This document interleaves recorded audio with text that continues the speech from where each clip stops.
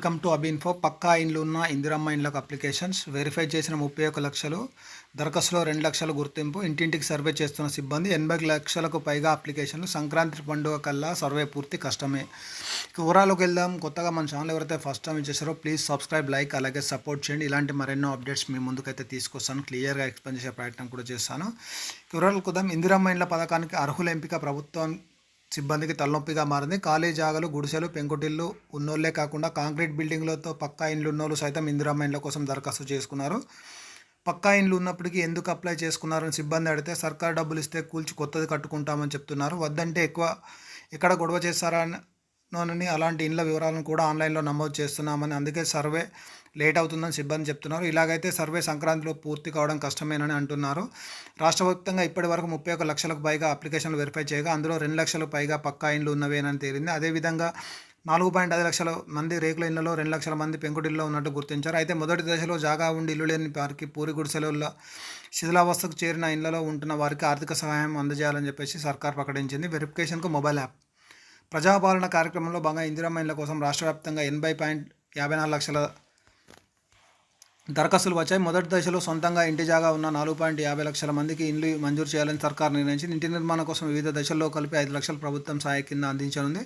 అర్హులను గుర్తించేందుకు centre for good governance (CGG) సహకారంతో Indiramma information mobile app ready చేసింది. సిబ్బంది శిక్షణ ఇచ్చి ఫీల్డ్లో సర్వే నిర్వహిస్తున్నది. ఈ క్రమంలో గత 15 రోజులుగా సిబ్బంది మున్సిపాలిటీలు, గ్రామాల్లో సర్వే చేస్తున్నాయి. మున్సిపాలిటీలో 20% టీములు 30 టీంల చొప్పున తిరుగుతుండగా గ్రామాల్లో 2 నుంచి 3 టీంలు సర్వేలో పాల్గొంటున్నాయి. గ్రామాల్లో పంచాయతీ కార్యదర్శులు, కారబార్లు, వివోఏలు, అంగన్వాడీ టీచర్లు సర్వే బాధ్యతలు అప్పగించారు. ఇప్పటివరకు రాష్ట్ర వ్యాప్తంగా 31 లక్షలకు పైగా అప్లికేషన్లు వెరిఫై చేశారు. ఆలస్యం అవుతున్న సర్వే.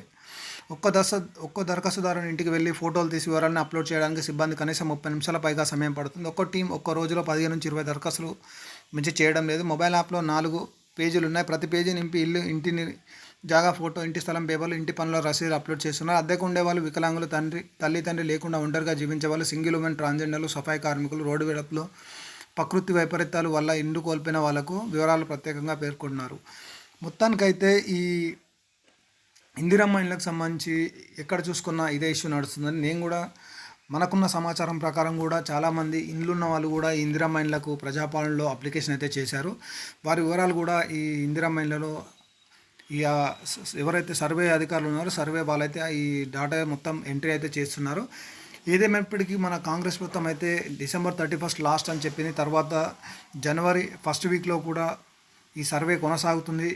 January 1st వీక్లో సర్వే మొత్తం అయిపోయిన తర్వాత 2nd వీక్లో ఈ అర్హుల జాబితా ఏదైందో దాన్ని తీసి ఈ ఇందిరమ్మ కమిటీల ఆధ్వర్యంలో అర్హులని ఫైనల్ చేస్తామని చెప్పడం కూడా క్లియర్గా చెప్పడం అయితే జరిగింది. ఇక్కడ మెయిన్గా చూసుకుంటే సొంత జాగా ఉండి ఖాళీ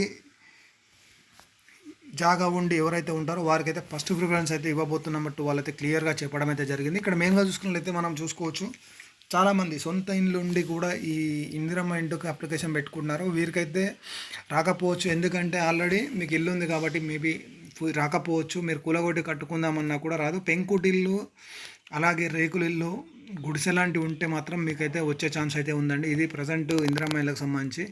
ఇందులో మీరు ఉన్నారా ఒకసారి నాకు కామెంట్ చేయండి. అలాగే ఎవరైతే ఇండ్ల కోసం ఎదురు చూస్తున్నారో మీరు కూడా నాకు కామెంట్ చేయండి. దీని ద్వారా మరింత సమాచారం ద్వారా మీకు ఎప్పటికప్పుడు అయితే మన ఛానల్ ద్వారా మీకు చెప్పే ప్రయత్నం అయితే చేస్తాను. మన ఛానల్ సబ్స్క్రైబ్ చేసి, లైక్ చేసి, సపోర్ట్ చేయండి, ఇతరులకు షేర్ చేయండి. Thank you for watching అబిన్ఫో.